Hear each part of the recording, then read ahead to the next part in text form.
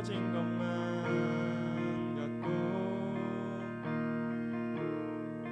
그림조차 없을 때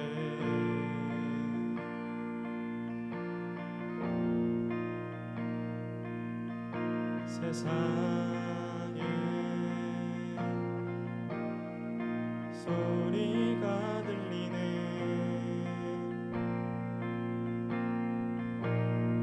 사랑받을 자격 없다고 너는 알 수 없다고.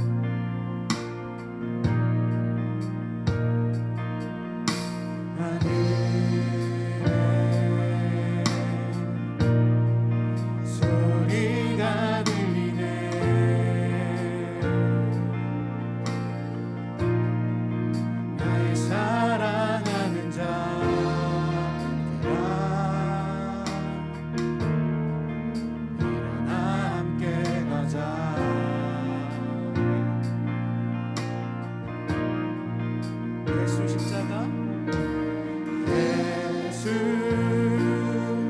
십자가 무너지다 승리하셨네. 예수 영원한 나의 사랑 사랑하시네.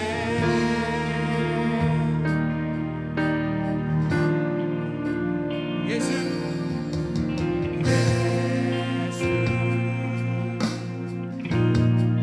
사랑 중에 사랑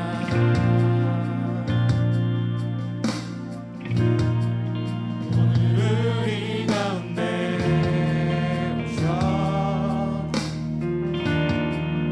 우리를 안아주시네.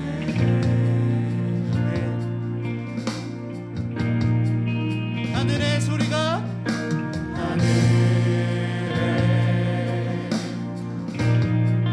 소리가 들리네.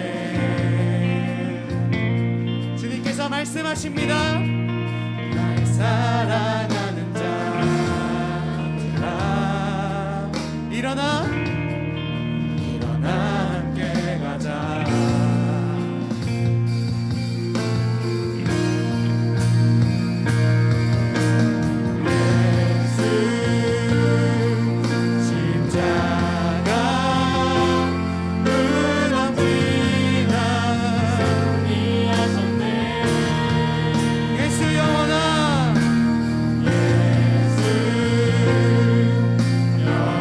영원한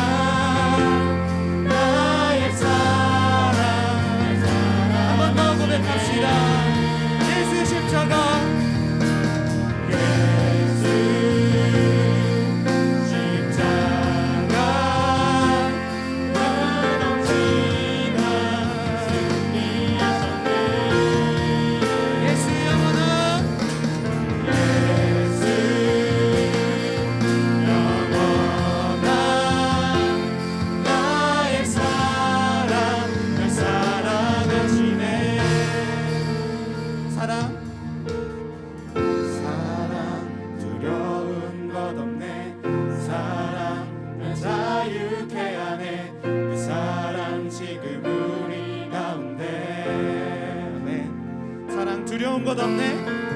사랑 두려운 것 없네. 사랑 날 자유케 하네. 사랑 지금 우리 가운데. 아멘. 사랑 사랑 두려운 것 없네. 사랑 날 자유케 하네. 사랑 지금 우리 가운데. 마지막으로 사랑 두려운 것 없네.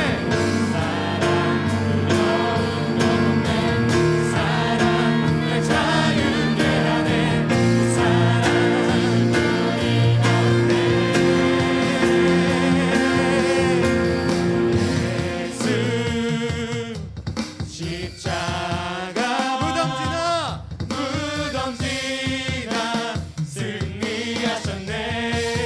아멘. 예수 영원한 예수 영원한 나의 사랑 사랑하시네. 아멘 할렐루야. 예수 십자가 예수 십자가 무덤지나 승리하셨네. 예수 영원한 예수 영원한 나의 사랑 날 사랑하시네.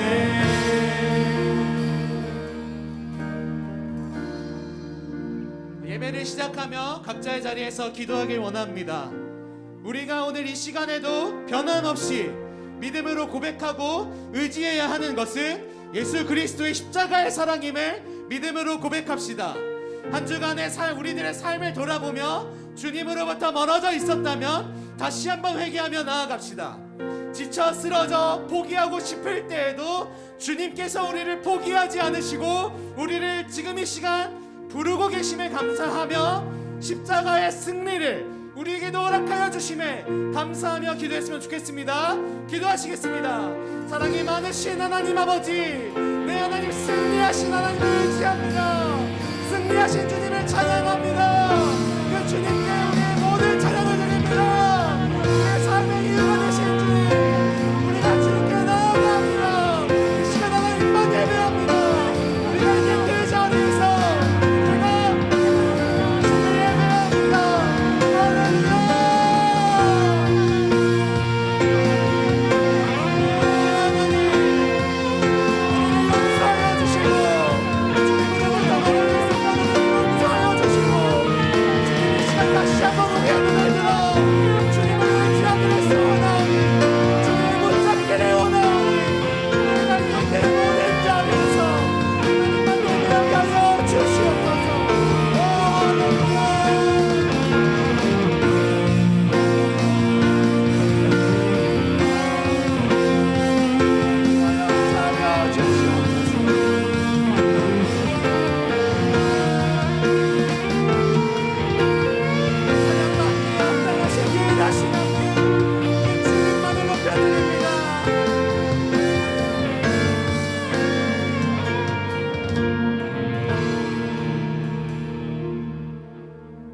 사랑이 많으신 하나님, 이 시간에도 하나님의 십자가의 사랑을 의지하며 하나님 예배하기를 원합니다. 코로나 바이러스로 인해서 우리가 다 모일 수는 없지만, 하지만 하나님 우리의 마음이 우리 한 분 되신 예수 그리스도를 바라보며 하나님을 바라보며 예배하기를 소원하오니, 주님 우리들이 모인 그 모든 곳곳의 가정마다 지금 이 자리마다 하나님의 은혜가 가득하여져서 주님과 함께 기뻐 뛰며 기뻐 찬양하며 주님을 진정으로 예배하게 하여 주시옵소서. 감사합니다. 이 모든 기도를 모아 예수 그리스도의 이름으로 기도합니다. 아멘. 세상에서는 이렇게 이제 점점 저희들 이렇게 찬양하고 이렇게 모이고 하는 것들을 어렵게 하죠. 하지만 저희는 더 힘을 내서 저희들만의 방법으로 또 하나님을 찬양하고 우리들 마음속 깊이서부터 우러나오는 그런 고백들로 하나님을 기쁘시게 하면 어떨까 이런 생각을 해봤습니다. 오늘은 같이 박수도 치고 각자 있는 자리에서 박수도 치고 또 우리의 진심을 다해서 함께 찬양했으면 좋겠습니다.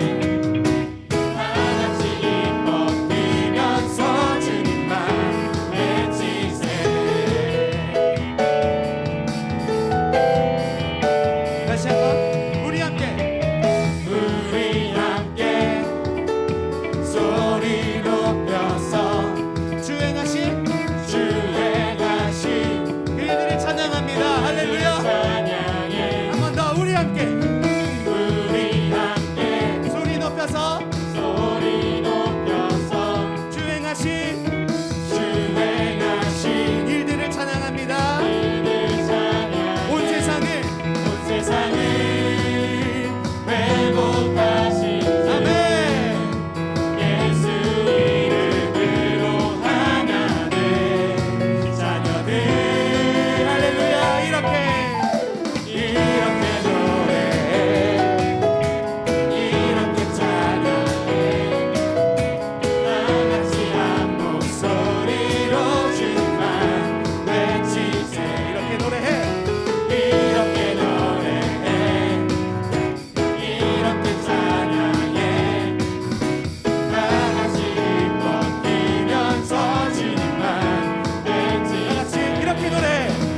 이렇게 노래해 이렇게 찬양해 다같이 한 목소리로 주님만 외치세 이렇게 이렇게 노래해 이렇게 찬양해 다같이 기뻐 뛰면서 주님만 목소리로 고백합시다. 이렇게 노래해. 이렇게 노래해 각자 있는 자리에서도 이렇게 찬양해 다같이 한 목소리로 주님만 외치세 이렇게 이렇게 노래해 이렇게 찬양해 다같이 기뻐 뛰면서 주님만 외치세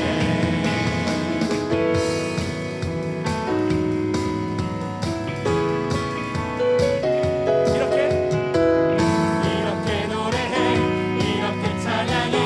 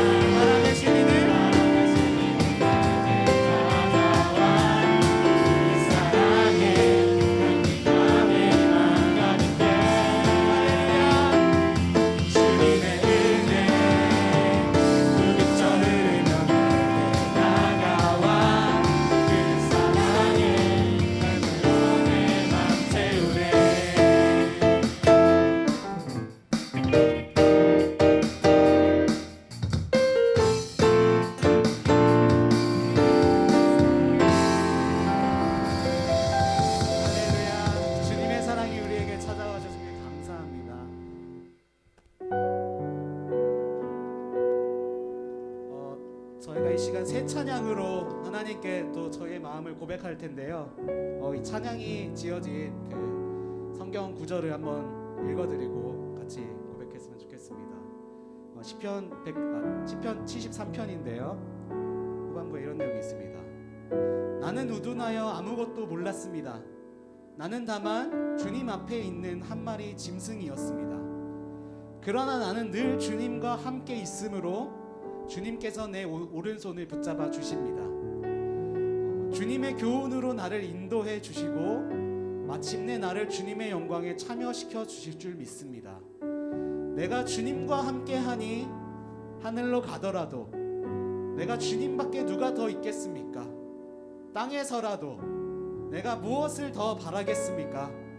내 몸과 마음이 다 시들어가도 하나님은 언제나 내 마음의 든든한 반석이시오 내가 받을 몫의 전부이십니다. 아멘. 이 찬양의 고백처럼 우리가 주님과 함께 있는 것만이 참된 평안으로 나아가는 유일한 길임을 새로운 찬양의 고백으로 하나님께 올려드렸으면 좋겠습니다.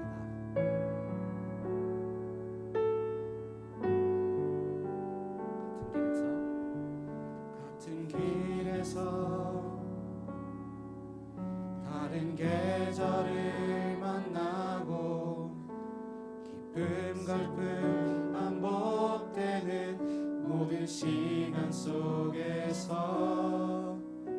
주님을 바라보네. 같은 길 위에 나의 계절을 하시고 심평안 공존하는 모든 상황 속에서 주 나를 살피시네. 하늘에 닿아도 주님밖에 없고 땅 위에 놓여도 주님밖에 없네.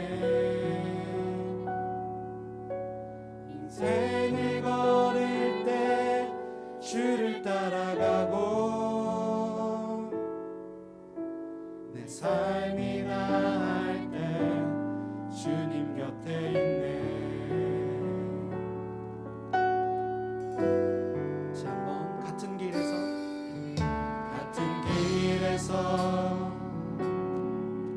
다른 계절을 만나고 기쁨 슬픔 반복되는 모든 시간 속에서 주님을 바라보네. 같은 길 위에 나의 계절을 하시고 심평안 공존하는 모든 상황 속에서 주 나를 살피시네. 하늘에 닿아도 주님밖에 없고 땅 위에 놓여도 주님밖에 없네. 인생을 걸을 때 주를 따라가고 내 삶이 나을 때 주님 곁에 한 번 더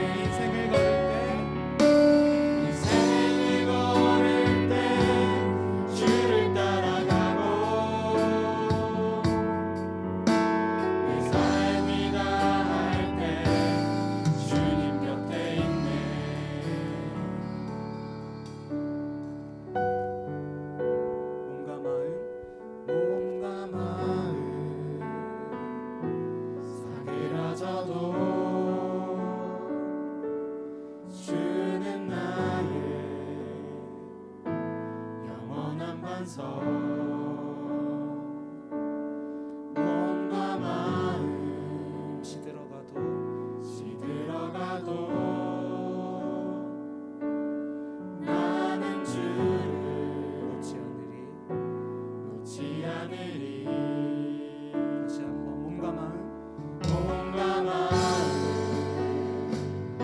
싸늘어져도 주는 나의 영원한 반석 몸과 마음 몸과 마음 시들어가도 나는 주를 놓지 않으리. 놓지 않으리 한 번 더 몸과 마음 몸과 마음 사그라져도 싸늘어져도 주는 나의 주는 나의 영원한 반석. 영원한 반석 몸과 마음 몸과 마음 시들어가도 시들어가도 나는 주를 나는 주를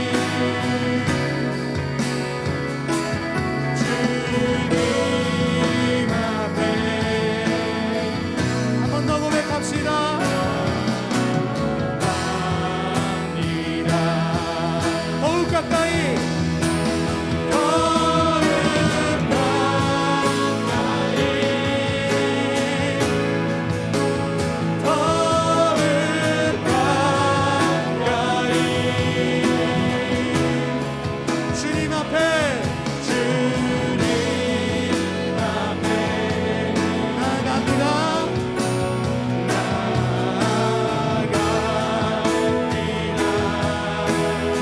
더욱 가까이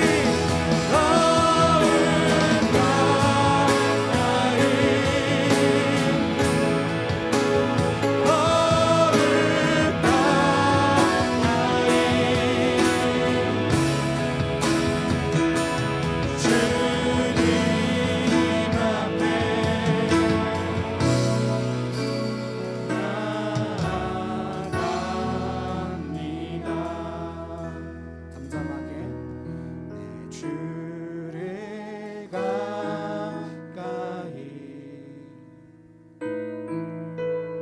더욱 가까이 주님을 가까이 하니 내게 보기라 내 평생 소원을 내 평생 소원을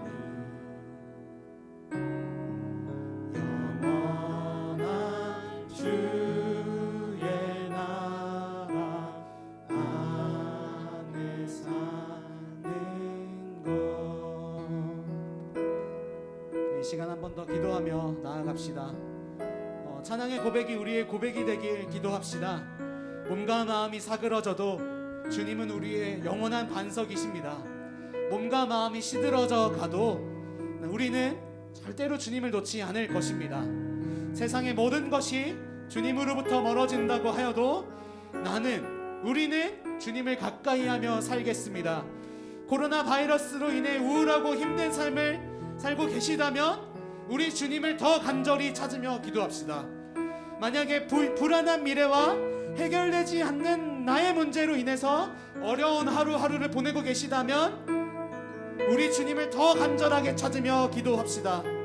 나의 연약함 때문에 좌절하고 포기할 것 같은 삶을 살아가고 계시다면 그래도 우리 주님을 더 간절하게 찾으며 기도합시다. 어떠한 기도 제목이 있더라도 우리가 해야 할 일은 주님을 간절하게 찾는 것임을 믿음으로 고백합니다. 우리의 모든 상황과 환경 속에서 해답이 되어주신 주님께 기도합시다. 기도하시겠습니다. 사랑이 많으신 하나님 아버지, 네 하나님, 우리가 서로 다 다른 기도 제목을 가지고 이 시간 하나님 나옵니다. 서로가 다 다른 환경 속에서도 하나님을 예배하기 위하여서, 하나님을 간절히 찾기 위하여서 나아갑니다. 주여 우리와 함께하여 주시고 우리와 우리 예배를 받아주시옵소서. 우리의 것은 여전히 부족하지만 우리가 할 수 있는 것은 간절하게 주님을 찾는 것밖에 없음을 보겠다오니, 주여 우리의 몸과 마음이 사그라져 간다고 할지라도 우리가 주님을 놓지 않으며 포기하지 않으며 나아가게 하여 주시옵소서.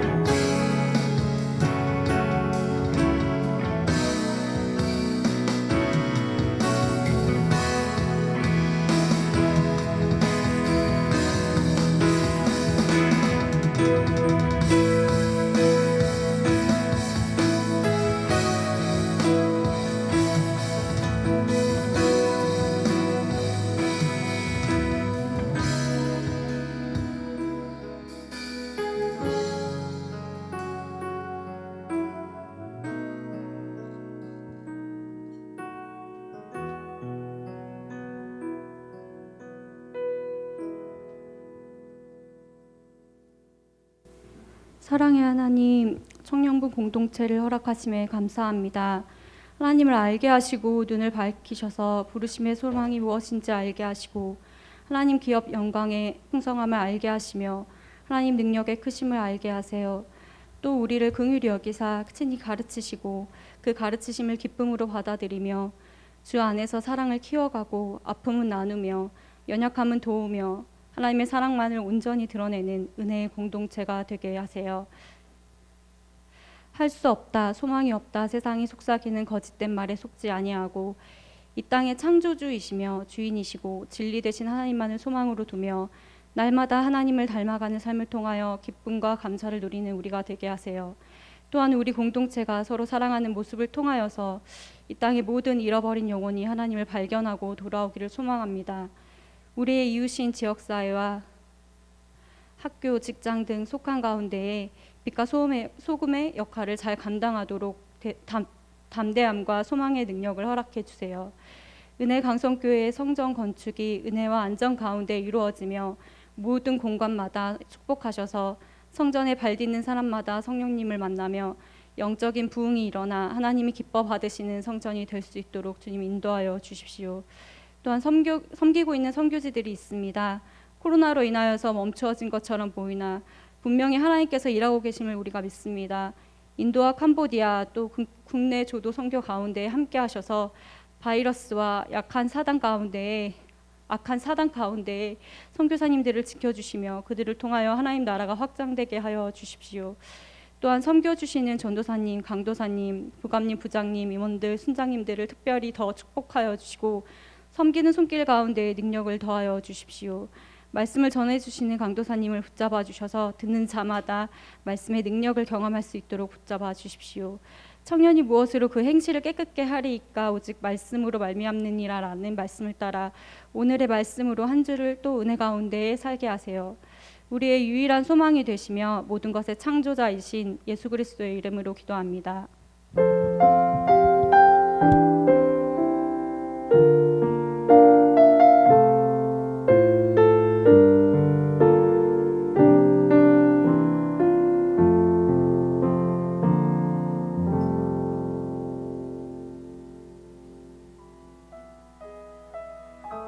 오늘의 말씀 예레미야 22장 1절부터 9절까지의 말씀 구약성경 1083쪽입니다.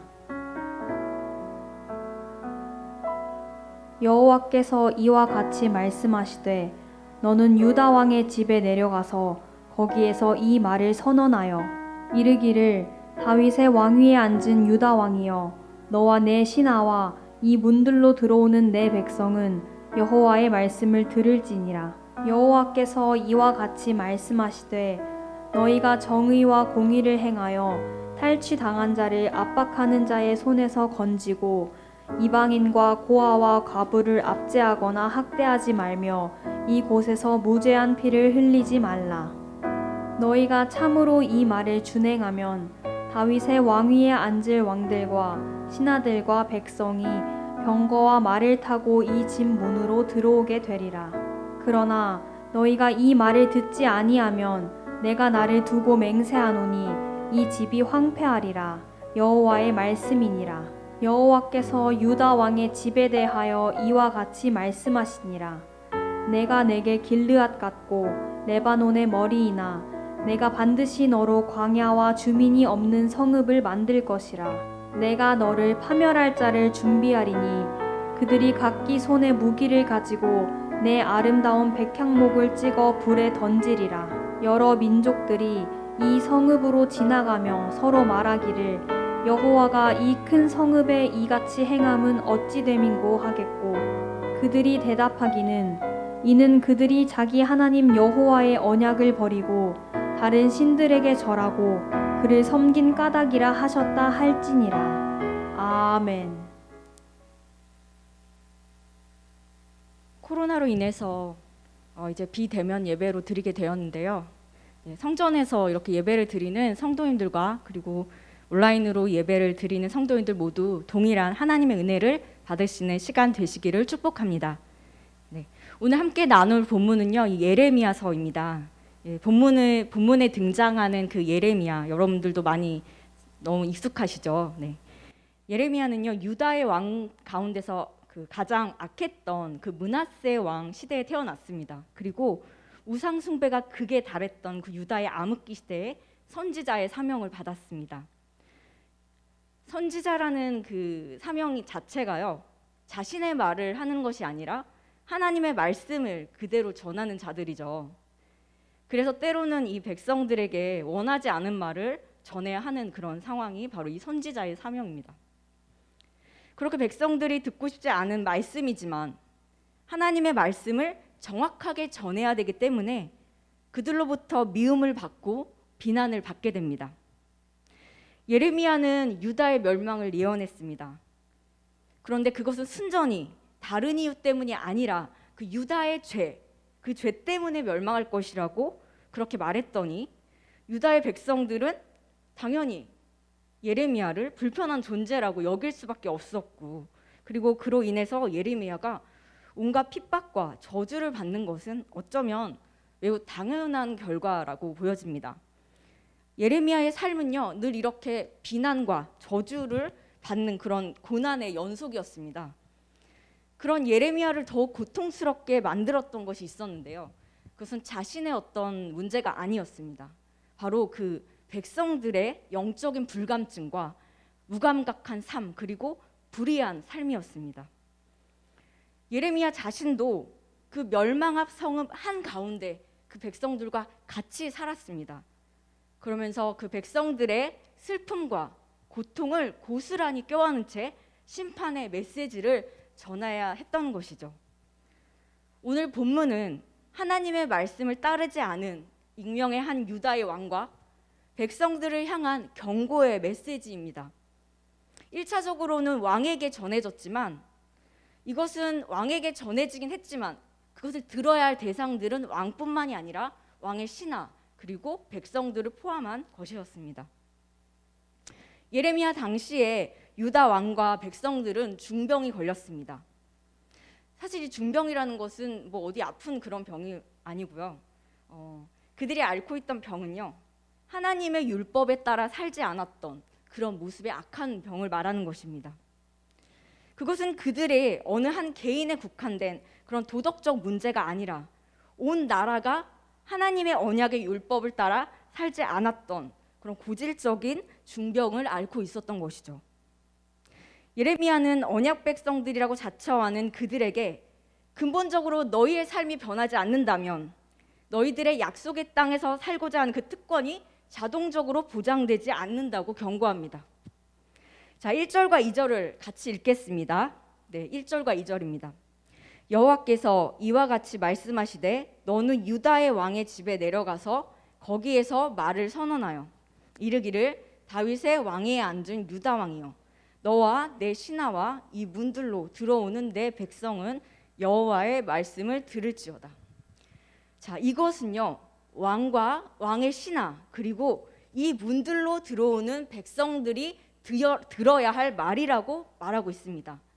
여기서 말하는 이 문이라는 건요, 이 문들은 어떤 문들을 말하는 거냐면 왕궁 지역과 성전을 연결하는 문을 말하는 것입니다.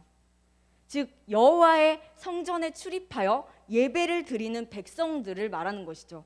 그리고 그 예배를 드리는 백성들뿐만 아니라 그 성전에 출입하는 왕과 신하들과 함께 이 말을 들어야 한다라고 이 대상에 대해서 분명히 말하고 있습니다.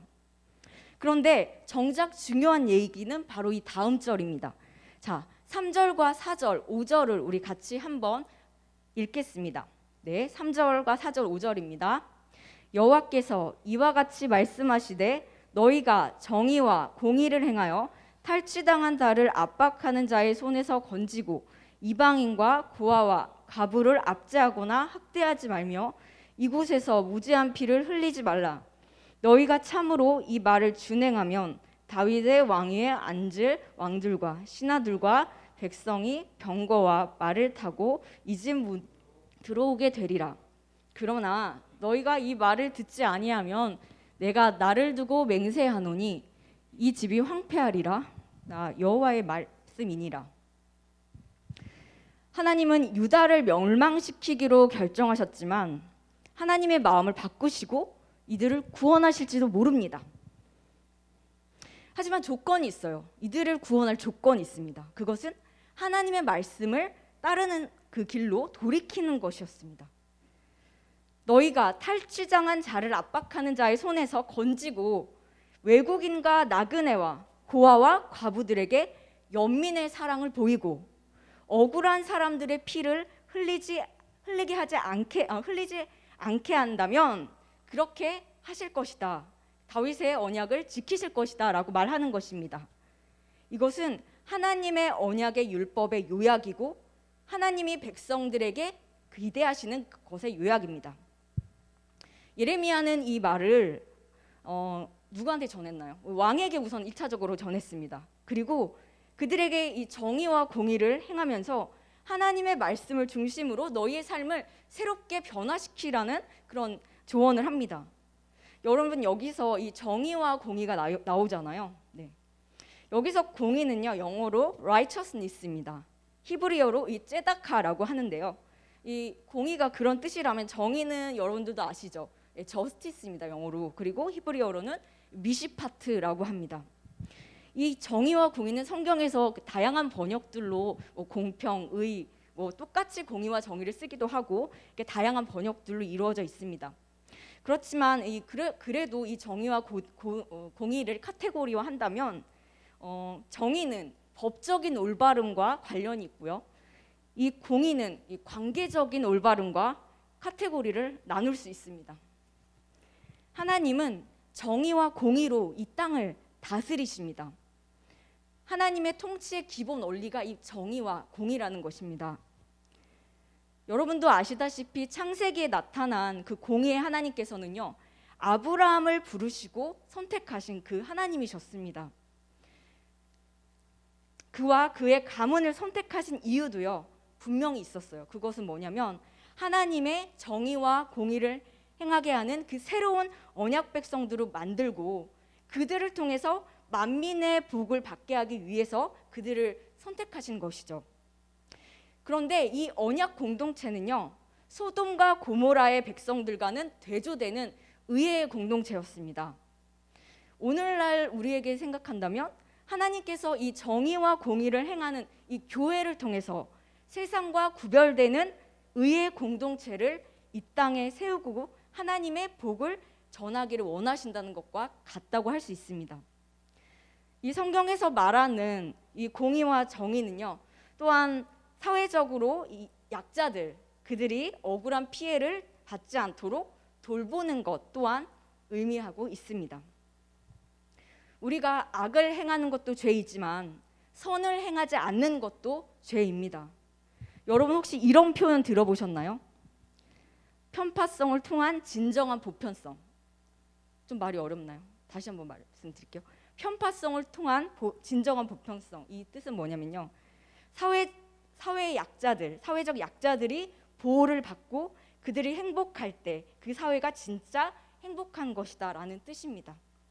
이 스가랴서에서도요, 평화라는 단어가 굉장히 많이 나오는데요, 사람들이 말하는 평화는요, 전쟁이 없는 정도의 평화를 이야기하지만 진정한 의미의 평화는 이 사회적 약자들이 어떻게 살아가고 있는가, 거기에 바로 미터가 있다는 것입니다.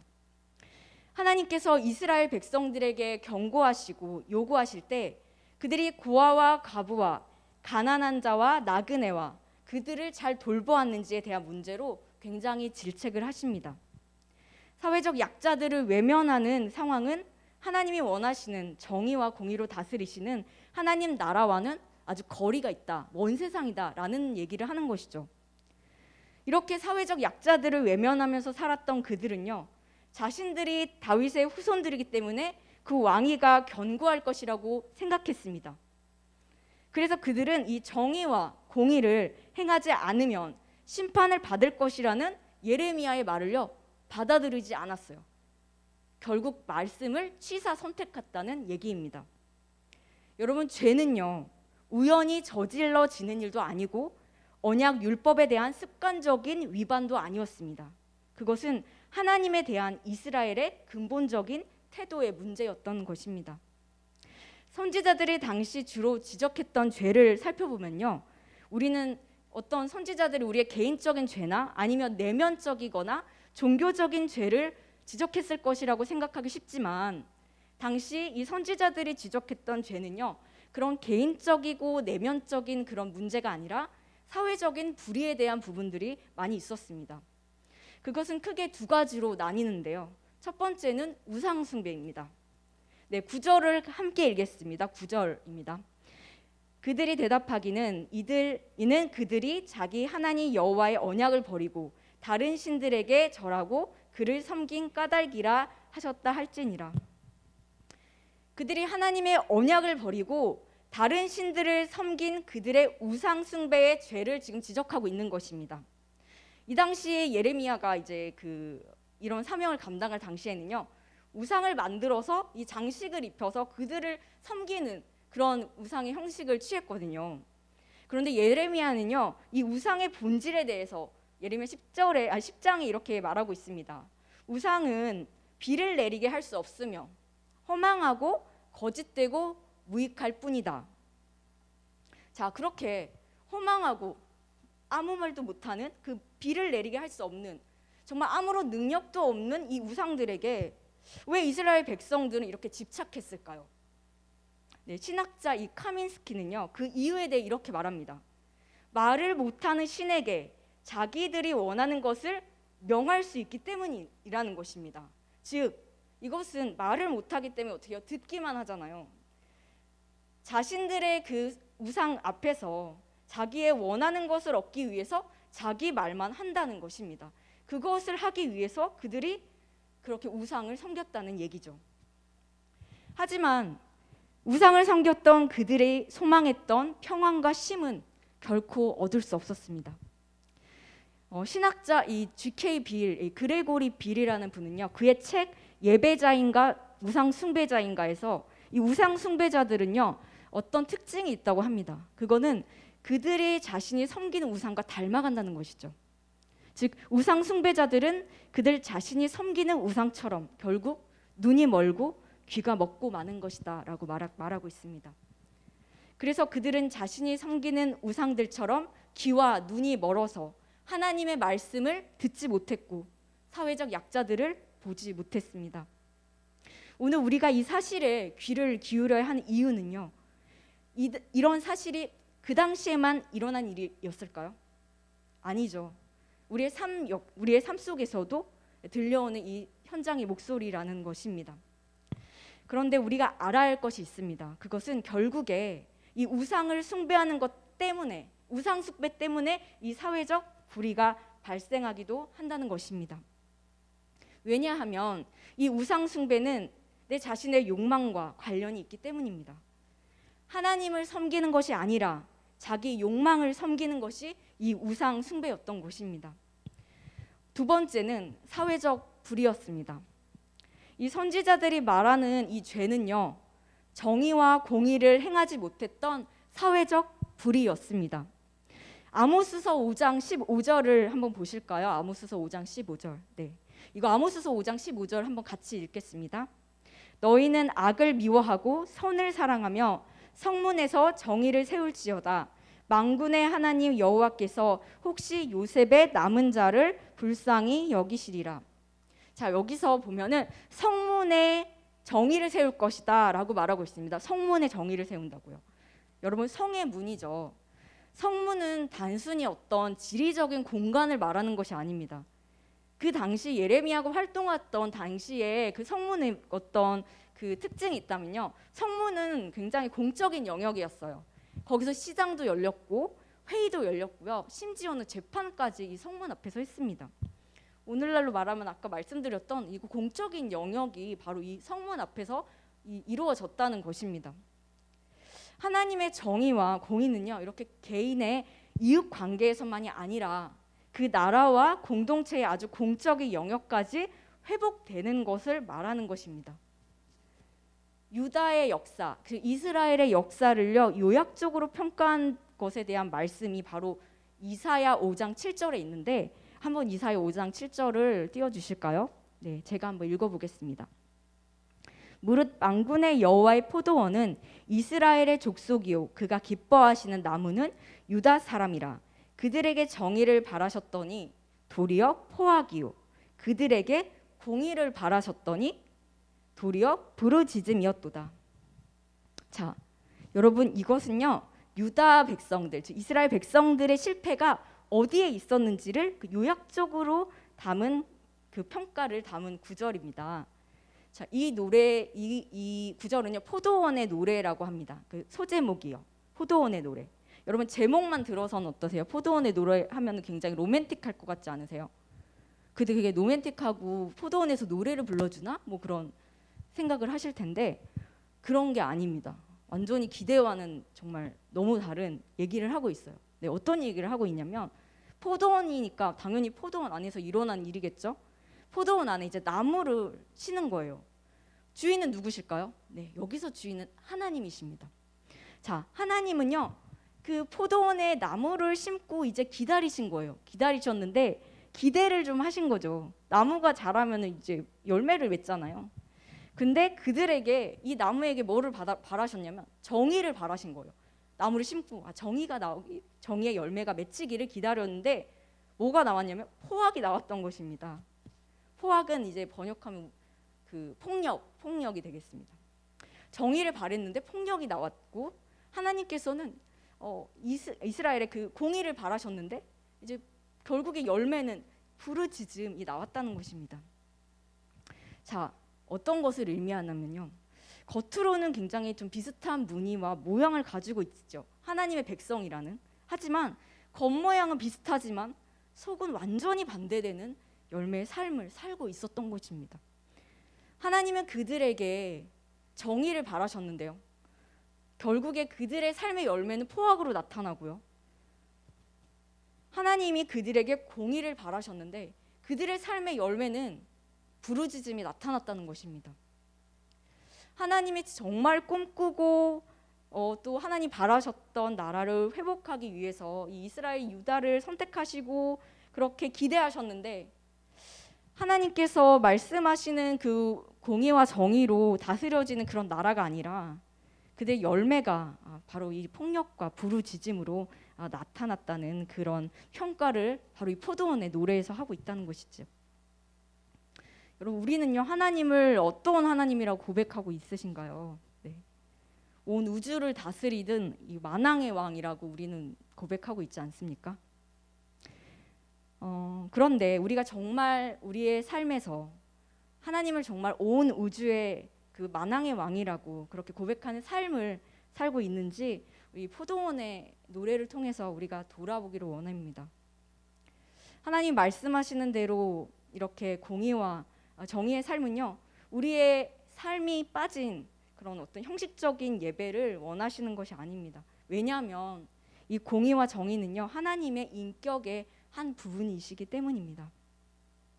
하나님이 온 우주를 다스리시는 그 만왕의 왕이 나의 주시라는 사실을 우리가 이런 신앙 고백을 하는 것만큼 우리의 삶에도 그 열매가 맺혀지기를 간절히 소망합니다. 우리는 흔히 이 교회와 사회를 분리된 영역이라고 생각하는 경향이 있는 것 같습니다. 하지만 이 교회와 사회가 분리되어 있는 것이 아닙니다. 왜냐하면 모든 것의 주인 되시고 모든 것을 다스리시는 분이 하나님이시기 때문에 삶의 온 영역, 그것은 우리의 한낱 교회, 삶, 사회 이렇게 나누는 것이 아니라는 것이죠. 우리의 삶의 온 영역, 그러니까 교회에 머무는 시간뿐만 아니라 교회 밖에서 머무는 시간, 교회 안에서의 공간뿐만 아니라 교회 밖에서의 공간, 교회 안에서의 관계뿐만 아니라 교회 밖에서의 관계와 같이 우리의 모든 영역에서 하나님이 나의 왕이심을 고백하는 그런 삶이 되시기를 소망합니다. 레위기 19장에 보면요, 레위기 19장은 이제 삶의 거룩을 나타내고 있거든요. 자, 레위기 19장 34절에 보면은 이제 34절하고 다 36절까지 볼 건데요. 34절에 보면 한번 같이 읽어보실까요? 너희와 함께 있는 거류민을 너희 중에서 나은 자같이 여기며 자기같이 사랑하라. 너희도 애굽 땅에서 거류민이 되었느니라. 나는 너희의 하나님 여호와는. 네, 거류민을 사랑하라고 하십니다. 거류민이 나그네잖아요. 네, 나그네. 이것은 출애굽기 19장에서 여기는요, 이 사회 윤리적인 부분을 말하는 것인데요. 자, 이렇게 말씀하시면서 뒤에 뭐라고 나오죠?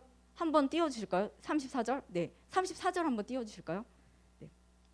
우리 34절 보면 뒤에 보면 너희의 하나님 여호와니나라고 이 노란색으로 형광펜으로 써져 있는 걸 여러분 잘 기억하세요. 하나님께서 이렇게 말씀하시면서 토를 다시는 건데 나는 너희의 여호와 하나님 여호와니라 이렇게 토를 달고 계신 것입니다.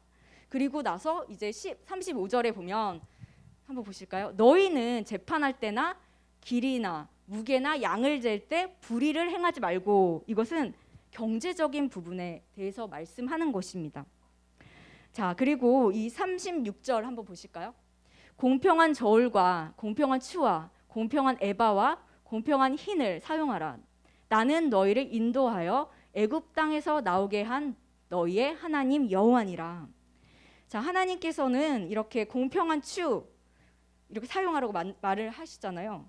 그러면서 역시나 뒤에 너희의 하나님 여호와니라 라고 반복적으로 하나님께서 말씀하십니다. 자, 왜 이렇게 하나님께서는 이 말을 이렇게 반복적으로 사용하실까요?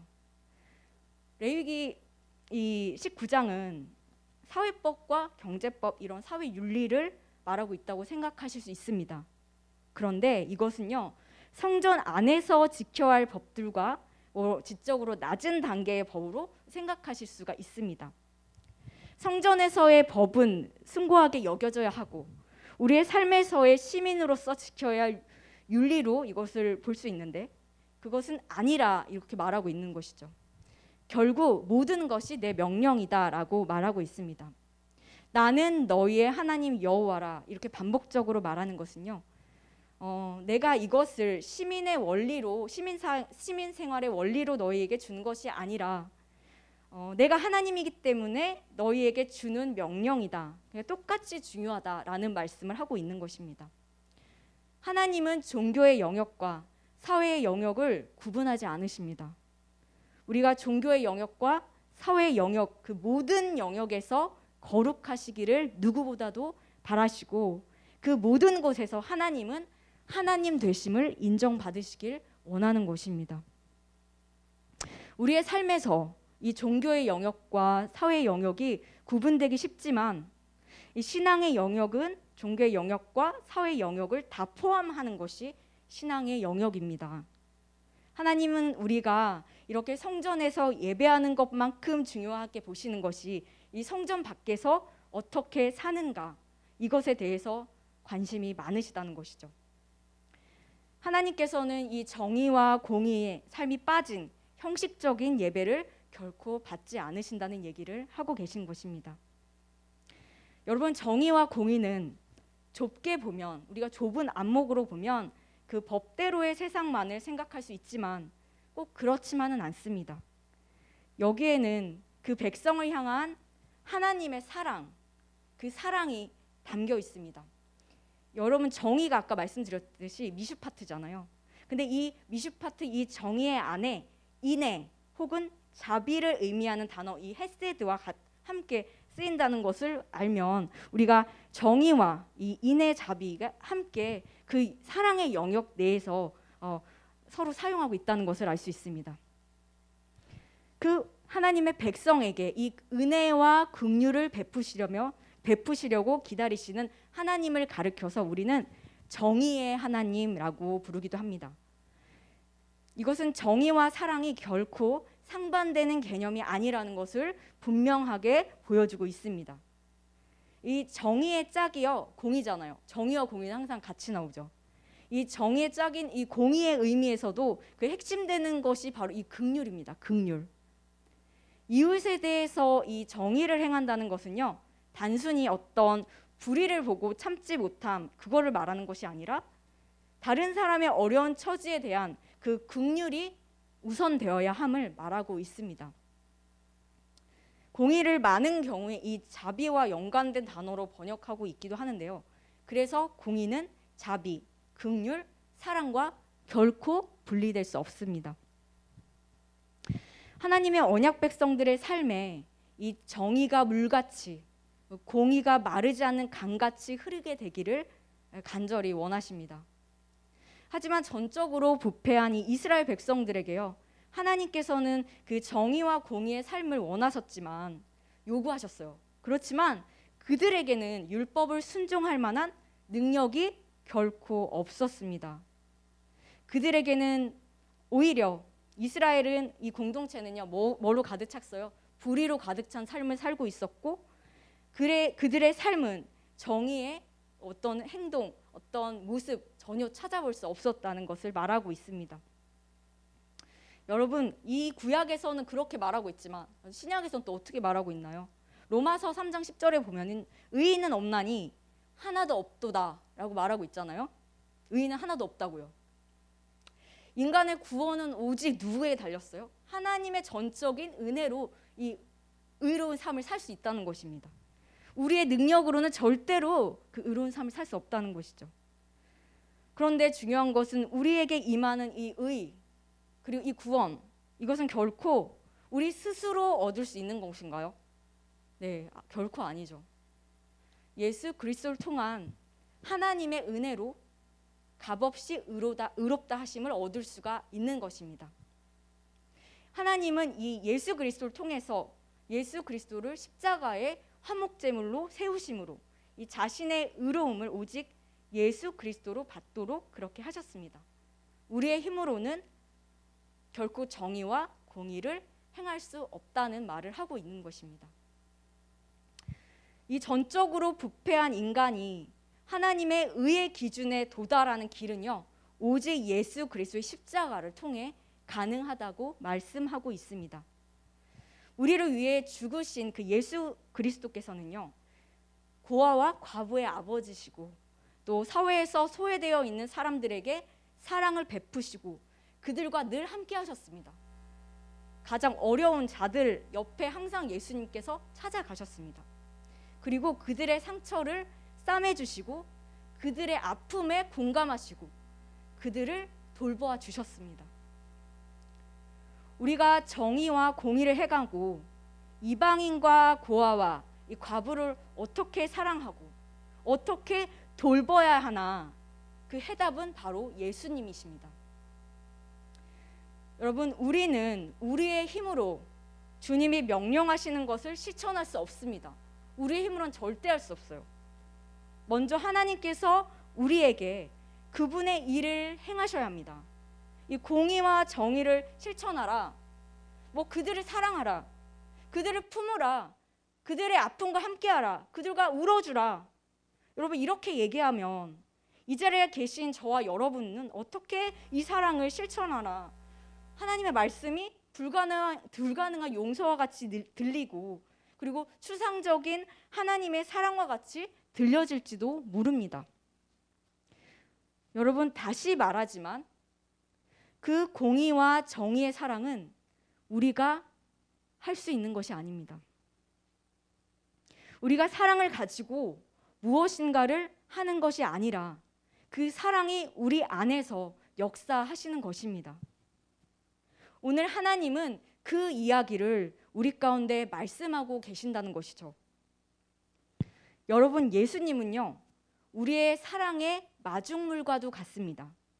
마중물은 어떻게 얘기해야 되냐면, 그 어린 시절에 시골에 가면 여러분 그 혹시 보신 적 있으세요? 그 할아버지 할머니 시골에 이제 사시는 분 있으시잖아요.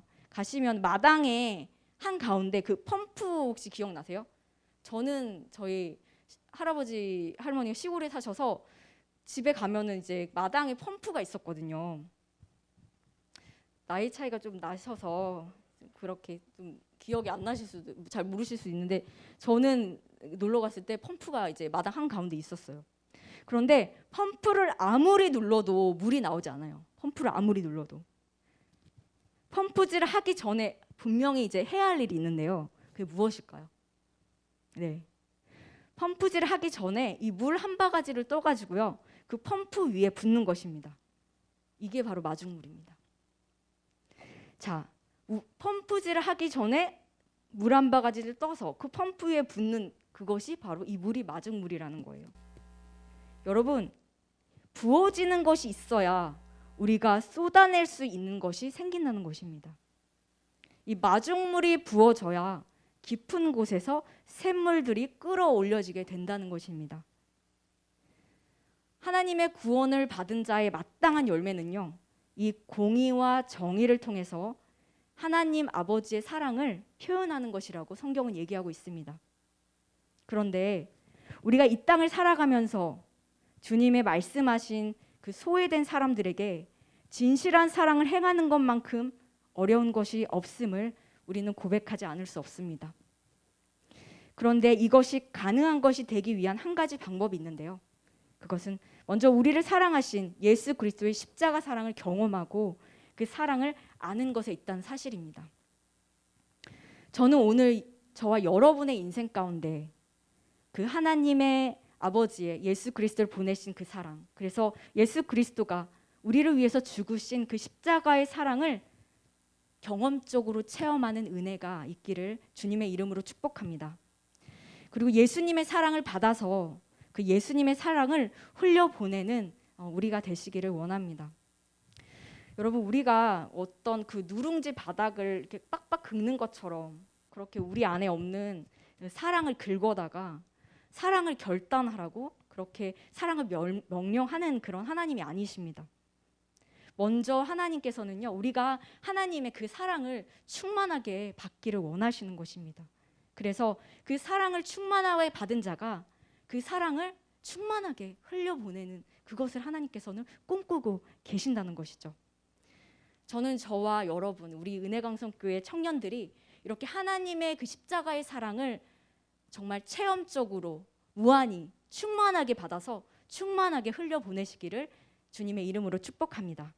그래서 우리가 이렇게 성전에서 하나님께 예배를 드리는 것만큼 중요한 것이 우리의 삶의 예배이며 그것이 참된 예배임을 늘 마음에 새기는 저와 여러분이 되시기를 소망합니다.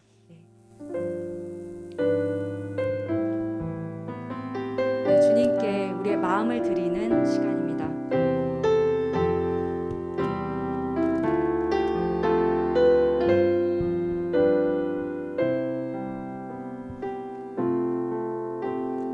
주 앞에 나와 제사를 드리네 마음 열어 내 삶을 드리네 주를 봅니다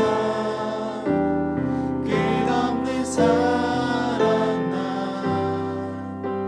회복시키네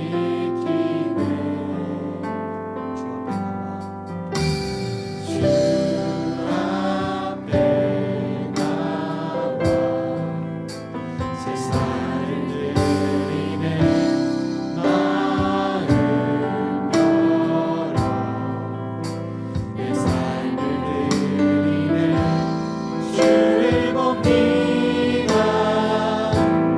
끝없는 사랑 나 회복시키네 이제 눈 들어 주 보네 그 능력 날 새롭게 해 주님의 사랑 날 만지시니 내 모든 두려움 사라지네 높은 손에도 주를 띄워 믿음으로 주와 걷네 갈보리 언덕 넘어 그 어느 날주 안에 온전해 되리